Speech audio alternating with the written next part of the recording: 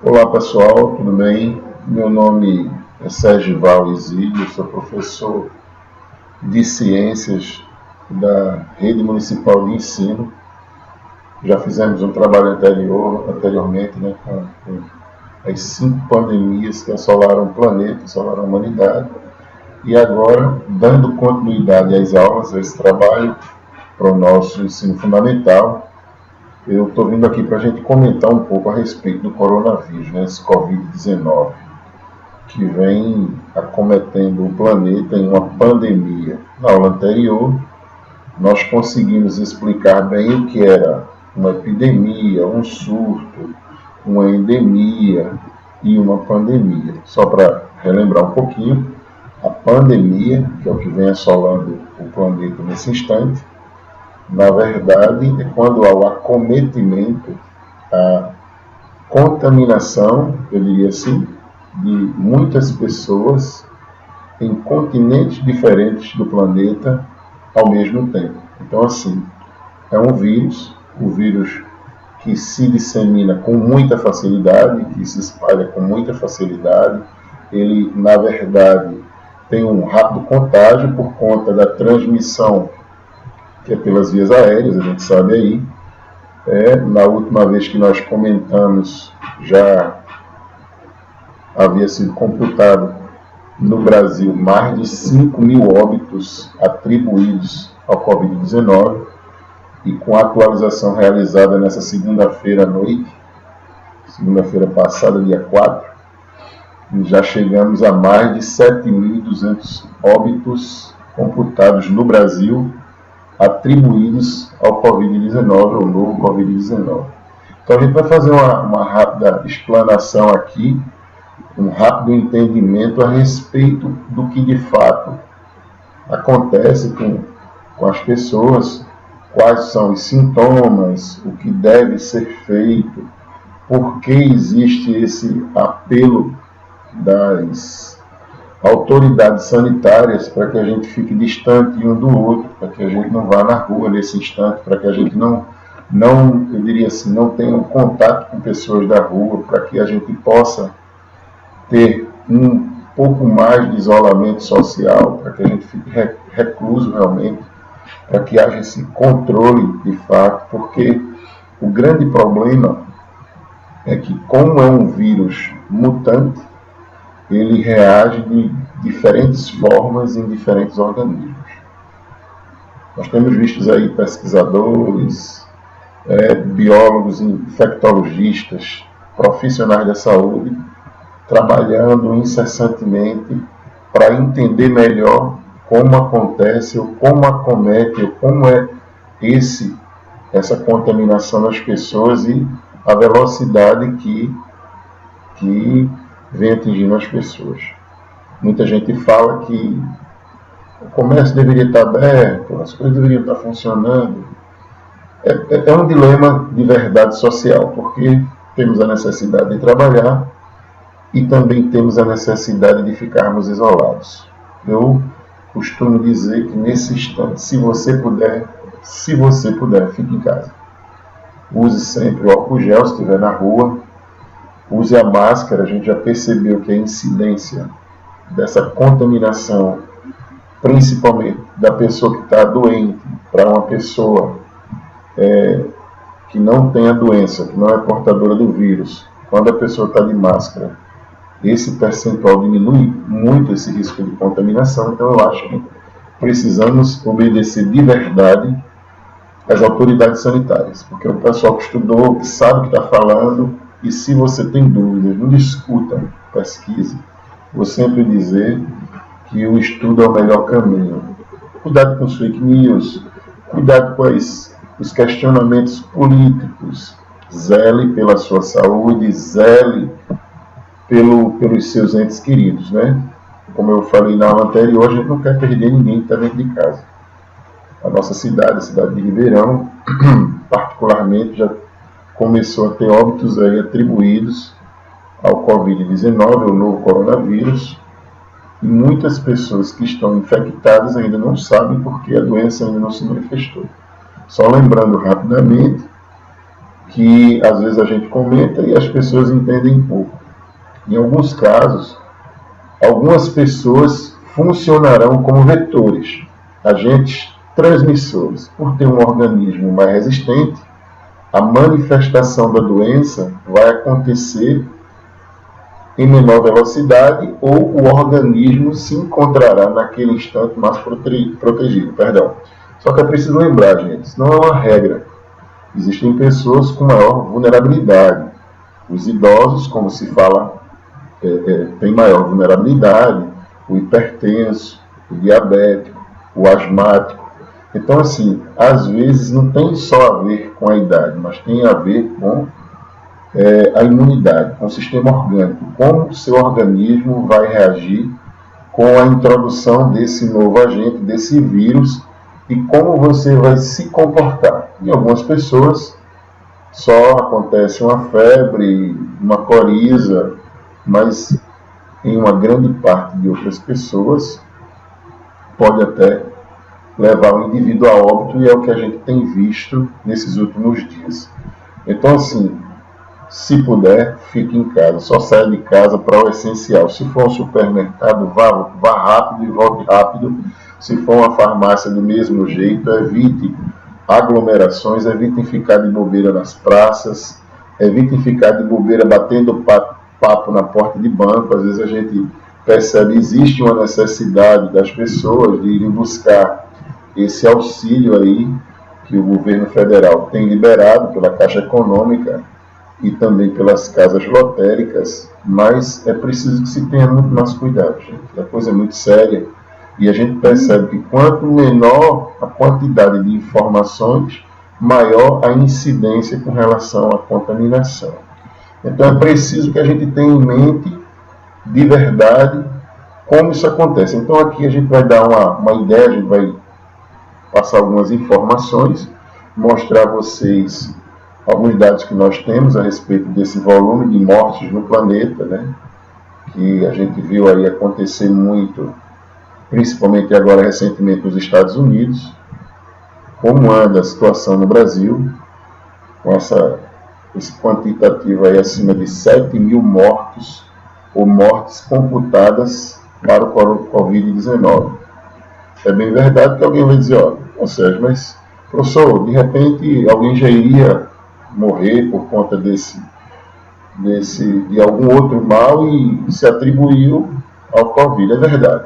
Infelizmente, a questão da idoneidade, da honra de algumas pessoas é de fato esquecido, porque tudo leva para esse lado. Mas é melhor que você peque pelo excesso, que você tenha cuidados, que você não leve esse vírus para dentro de casa, para não correr o risco de repente, perder um ente, né? Perder alguém da sua família, perder alguém que você ama. É melhor pecar pelo excesso. Então vamos nos cuidar, usar o álcool gel, evitar sair de casa ao máximo, só sair em último caso. Inclusive agora o governo do estado vai dar um intimato, eu acredito que a partir da próxima sexta-feira, proibindo de fato a circulação em maior quantidade no centro da cidade, de alguns veículos, criando algumas barreiras sanitárias que têm como objetivo diminuir esse fluxo de pessoas na rua, de repente, eu não vou dizer sem fazer nada em muitos casos, mas que poderiam estar em casa. Eu teria essa prudência assim, de falar, né? Existem pessoas que de fato precisam trabalhar e a gente precisa respeitar isso, porque tem essa necessidade e o trabalho dessas pessoas é considerado, é tido como essencial nesse momento. Só lembrando também, gente, que muitas vezes aquele profissional que está cuidando lá, na linha de frente de risco, alguns médicos, alguns auxiliares de enfermagem, algumas enfermeiras ananéticas, também estão chegando a óbito, estão morrendo, mesmo tendo todo o conhecimento, mesmo estando resguardado por equipamento, pelos EPIs, eu diria assim, um equipamento de proteção individual, mesmo assim eles estão chegando a óbito. Então, assim, é importante ter prudência, é importante ficar em casa. Vamos escutar esse apelo, esse clamor sanitário, deixar as guerras políticas para depois. Depois a gente debate isso, o que está certo, o que está errado, porque, como eu falei na aula anterior, A gente só fala 7 mil mortos, mas quando é um pai da gente, quando é um filho, quando é um sobrinho, quando é a esposa, né, quando é um ente querido, esses números se transformam em pessoas que nós amamos e que esquecemos e acabamos pecando pelo excesso, né? Então, assim, aquilo que vocês não souberem, perguntem, pesquisem, questionem, mas tenham muito cuidado com os excessos, o excesso de segurança, porque em cada esquina agora a gente encontra um especialista, diríamos assim, sobre o coronavírus. Viu alguma reportagem, entendeu um pouquinho, mas não estudou a fundo a respeito dessa disseminação, dessa contaminação. Quando eu falei das pandemias, citei essa propagação pelas vias aéreas, de fato, a gente entende como vias aéreas, boca e nariz, mas alguns especialistas estendem isso, ó, tem cuidado também com o contato nos olhos, nos ouvidos, mas é preciso que se entenda que esse agente patológico, né, patologia doença, é um agente infeccioso, é um agente que vem de fora para dentro do seu organismo, que é um micro-organismo, que é um vírus. Ele tem um poder de transformação, ele tem um poder de se multiplicar, de disseminação muito alto. Então a gente precisa ter muito cuidado, precisa realmente ficar em casa, escutar aqueles que estudaram mais a respeito do assunto e que estão passando para a gente a ideia do isolamento, que é para que essa propagação que se dá de pessoa para pessoa diminua essa velocidade nesse instante. Beleza, pessoal? Dando continuidade aqui, ó. O que é o coronavírus? Covid-19. Na verdade, é uma família de vírus que causa aí muitas infecções respiratórias, né? O novo agente coronavírus, ele foi descoberto aí no final do ano passado, acho que lá na China a gente aponta para isso, que provoca uma doença chamada Covid-19. Mas esses primeiros coronavírus, eles foram isolados pela primeira vez em 1937. No entanto, foi a partir de 1965 que o vírus foi descrito como coronavírus, em decorrência do perfil dessa microscopia que parecia com uma forma de coroa, né?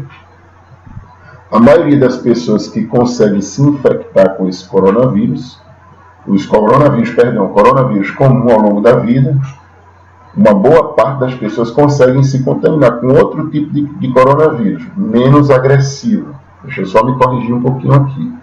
Sendo principalmente as crianças as mais propensas a se infectarem, normalmente com esse tipo de coronavírus. Agora, como eles têm um organismo mais resistente e outros tipos de coronavírus não são tão letais quanto a Covid-19, eles acabam relutando e raramente adoecem, né?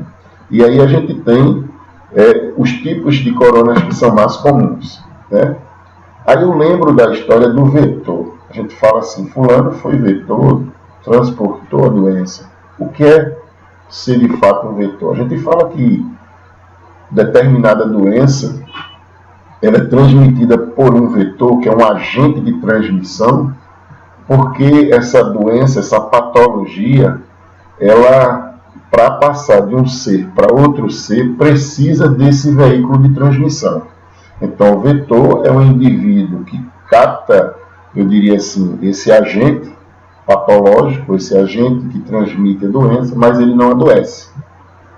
Digamos que eu consiga captar, receber esse vírus, Deus nos livre aí, não adoecer, mas eu posso passar para uma pessoa, eu diria que menos preparada organicamente, que uma defesa seja mais, que a sua defesa orgânica seja mais debilitada. Então, assim, é preciso que se entenda, o vetor é o agente que vai transportar. Só para a gente ter uma ideia de um exemplo, aí eu poderia dizer que os mosquitos, como a Aedes aegypti, ele transmite ou transporta o vírus causador da dengue, da zika, da febre amarela e da chikungunya.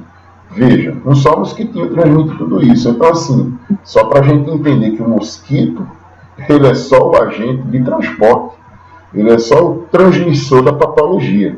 Ele não vai morrer com aquela doença não, mas quando ele nos infecta, né, eu diria assim, esse agente infeccioso que é externo, ele provoca o aparecimento dessa doença porque o nosso organismo começa a se mostrar em defesa primeiro orgânica, né? E dependendo de como esteja, se estiver debilitado ou não, o meu sistema imunológico, o meu acometimento, a doença em mim vai se manifestar mais forte ou mais fraca. Então é só para a gente entender, quando a gente fala do indivíduo que funciona como vetor, como transmissor, porque às vezes o camarada diz, eu peguei, mas não tive nada não, só recebi, não aconteceu nada, e de repente vai ser assim com todo mundo. Não é bem assim. Cada organismo tem uma composição e cada organismo se manifesta em defesa de uma maneira ou de uma forma diferente. Então, o que é que a gente precisa saber a respeito desse contágio direto desse agente patológico, né? Como a gente pode se prevenir?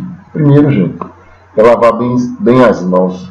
Quando a gente chegar em casa, com água e sabão, existe a maneira correta de lavar as mãos, né? De lavar entre as mãos, os dedos, aquela maneira bem adequada. Se tiver necessidade de espirrar ou tossir, cobrir bem o nariz e a boca ao espirrar ou ao tossir, para, se tiver a possibilidade de repente, já estar contaminado, não transmitir, ou não propagar, ou não disseminar essa doença. De preferência, se tiver que sair de casa, o ideal é que não saia, mas se tiver que sair de casa, evite bastante as aglomerações, principalmente se você tiver algum sintoma anormal. Professor, eu tive febre, que foi e voltou, eu tive a perda do paladar, do olfato, eu estou meio assim, estou com uma certa dificuldade para respirar. Evite sair de casa. Fique isolado dentro de casa. Separe todo o seu material. Evite que as pessoas de dentro de casa, se você puder, lógico que nem sempre a gente pode, tenham que as pessoas de dentro de casa tenham o mínimo de contato com você. Evite ter esse contato com as pessoas. Separe todos os seus utensílios, prato, copo, talheres, tudo que você imaginar para você sozinho ficar usando. Sempre que puder dentro de casa, mantenha o ambiente bem ventilado, tá certo? Não compartilhe objetos pessoais. Evite as aglomerações, de verdade. E como esse coronavírus ele é transmitido? Existem as investigações, né, sobre essa forma de transmissão do coronavírus, que ainda estão em andamento, mas essa disseminação acontece de fato de pessoa para pessoa. A gente tem um exemplo aí que na África aconteceu a transmissão do ebola, mas o ebola, ele precisava, a letalidade do ebola é uma coisa incrível também. De cada 10 pessoas que se contaminam com o vírus do ebola, 5 morrem. E já foi um índice bem maior, de cada 10 já chegou uma época de 9 morrerem. Hoje a gente tem aí um índice de 50%. Mas no caso do ebola, do vírus do ebola, havia uma diferença incrível. Tinha que ter o contato, né? As secreções lacrimais, saliva, o toque, ele não se propagava pelo ar, diferente do que a gente tem aí agora, que ele se propaga com a facilidade pelo ar, com espirro, com as gotículas, e a gente tem o hábito de falar pegando nas pessoas, tocando nos objetos, né? E aí o coronavírus, é que essa investigação, a gente, a superfície tal, o vírus sobrevive 3 horas, superfície tal, o vírus sobrevive mais 2 horas. Então, o correto é o seguinte: chegou da rua, se teve como evitar aglomerações, tira o calçado antes de entrar em casa, leva para uma repartição que você possa fazer uma higiene nesse sapato, nessa sandália. Tira essa roupa no banheiro, não mistura com a roupa das pessoas. Se você trabalha em supermercado, farmácia, em hospital, evita, faz uma separação do restante do pessoal. Chegou da rua, vai ao banheiro, inicia a higiene pessoal lavando primeiro as mãos, para depois lavar o rosto, lavar a cabeça, ao invés de se jogar logo debaixo d'água lavando a cabeça, como a gente tem um hábito, mas tem que ter alguns cuidados. porque ainda é uma questão do estudo, como acontece. A gente percebe que existem ambientes que são viciados pelo ar-condicionado, não há uma ventilação adequada, e recentemente o estudo constatou, apontou, mostrou que a possibilidade de contágio nesses ambientes ainda é maior do que em ambientes, eu diria que, mais ventilados. Essas gotículas que são expelidas por nós, elas se reduzem ao máximo quando a gente está em um ambiente mais ventilado. Qualquer pessoa que tenha contato próximo, cerca de 1 metro ou menos de 1 metro, com alguém que está com sintoma, pode realmente ter sido exposto a esse tipo de infecção. Então, assim, é importante observar se essa disseminação de pessoa para pessoa, ela vai acontecer de forma continuada. Se de repente você pegou, melhorou, depois voltou, então os sintomas são bem esses. Vem como uma gripe normal, de verdade, né? Só para que você entenda melhor.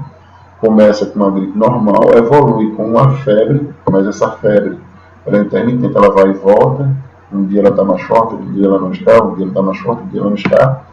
Depois você perde normalmente o paladar, né? Deixa de sentir o sabor das coisas, perde o olfato, deixa de sentir o cheiro das coisas. E depois vai evoluir para uma complicação respiratória, que é o que a gente vai ver daqui a pouco. O professor, e quando é que eu tenho que procurar uma unidade de atendimento emergencial? Gente, o ideal é que você, com os princípios de sintomas, fique em casa. O ambiente não é o hospital, perdão, não é um ambiente muito saudável para você chegar lá com a imunidade baixa apenas porque está corizando ou porque teve uma febre. Você precisa ficar em observação. Dependendo desse quadro, se ele evoluir para um quadro febril mais constante, dores abdominais, dificuldades respiratórias, aí sim é o momento de você procurar uma unidade de pronto atendimento, que a gente chama de UPA, para ver como é que vai ficar, para fazer o exame, para se constatar de fato se você tem o novo Covid-19, tá certo? Ou o novo coronavírus.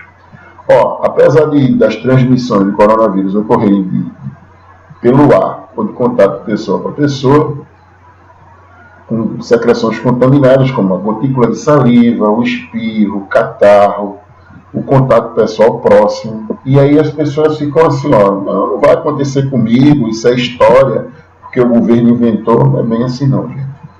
Hoje no estado a gente já tem aí a capacidade dos leitos com respiradores automáticos, mecânicos, quase que em uma lotação de quase 100%. Né? A gente tem visto aí algumas coisas que é um hospital de campanha e tal, mas é difícil você ter, em qualquer sistema de saúde, de atendimento ao público, tantos equipamentos para atender tantas pessoas que adoecem ao mesmo tempo. O problema dessa doença é exatamente esse.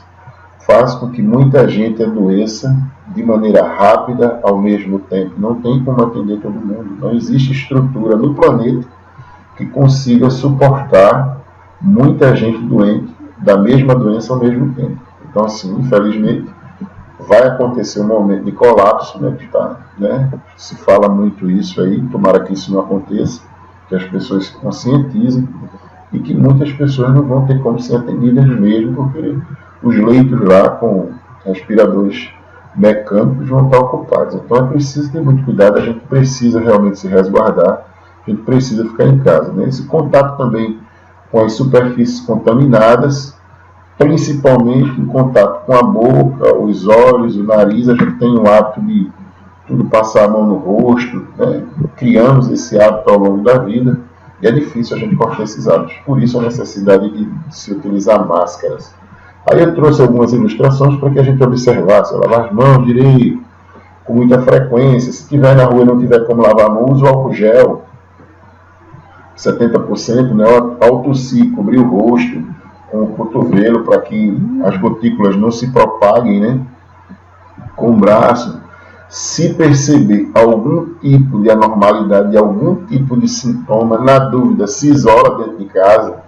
evite, também não vai entrar em pânico não, mas vai evitar, vai diminuir a ida na rua, vai diminuir essa frequência de ter contato com as pessoas, até mesmo da família, vai dizer, ó, tio, não vem aqui em casa não, ó, meu pai não vem aqui em casa não, eu estou meio febril, também não vou na sua casa não, de repente o senhor é idoso, pode ser que não seja nada, mas pode ser que eu esteja aí com, né, alguns sintomas e eu não tenho como ter certeza, porque até mesmo o teste que a gente chama de teste rápido, gente, não existe estrutura. Nós temos no Brasil mais de 200 milhões de habitantes, não existe estrutura para que a gente possa atender todo mundo que tiver com suspeita de coronavírus.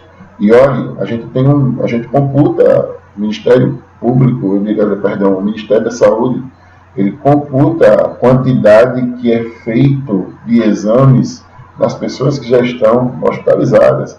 Na rua tem muita gente que está contaminada, que não sabe, e que continua propagando a doença, disseminando a doença. Por isso que é importante você ficar em casa, porque os primeiros 14 dias, que são os dias que essa doença passa até se manifestar com maior intensidade, eu diria assim, os sintomas quase não existem direito. Você pensa que é só uma gripezinha boba e de repente você começa a propagar isso aí. Evite tocar a boca, olhos e nariz com as mãos mesmo.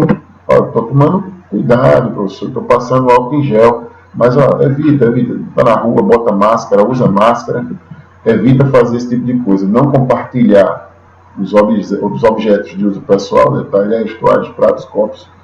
Evitar principalmente as aglomerações e os ambientes fechados. Por isso que o indivíduo só deve de verdade procurar um hospital quando ele perceber que os sintomas evoluíram para uma dificuldade respiratória, né? Eu diria assim, né? Os abdominais ficaram mais fortes e evoluíram para isso. Caso contrário, fica em casa, se isola, toma muito líquido, tenta acompanhar alguma coisa, vê direitinho, se alimenta direitinho os horários para dar uma reforçada no sistema imunológico.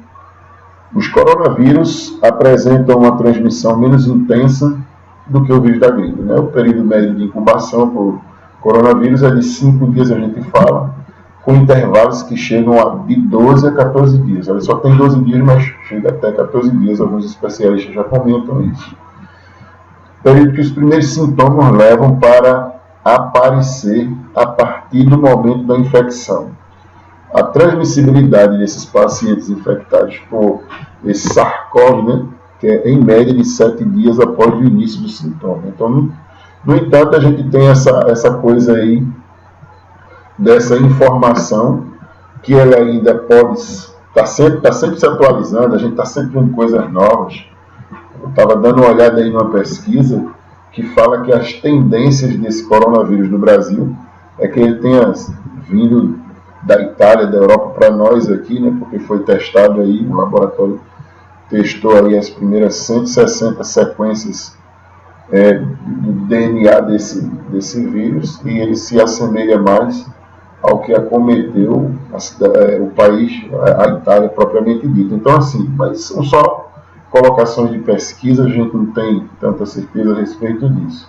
Como é feito o diagnóstico do coronavírus? É feito com a coleta do material respiratório, aspiração pelas vias aéreas, indução do escarro, né? Há uma necessidade de coleta de 2 amostras, normalmente o indivíduo retira essas amostras pelo nariz, produz assim os cotonetezinhos lá no nariz, lá dentro, depois na boca, outros cotonetes, são 3 na verdade. É coletado esse material, é feito um exame em laboratório. Também existe o exame sorológico, que é um pouco mais caro e nem todos os laboratórios realizam, né?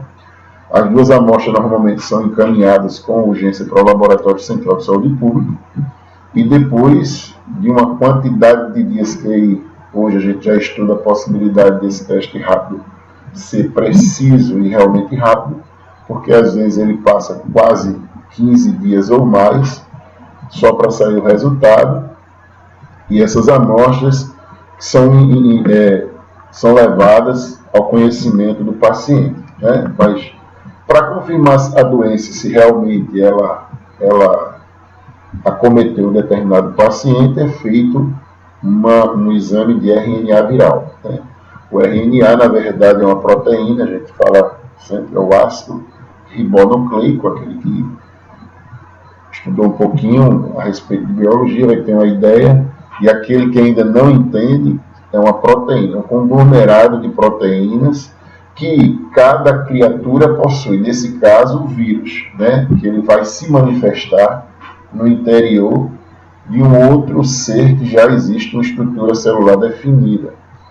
Porque há quem diga que o vírus não tem vida e tal, mas ele só se manifesta no interior de uma estrutura celular definida. Então, tem RNA e o DNA, que a gente já escutou falar muito, mas são, na verdade, proteínas que formam a identificação desse ser.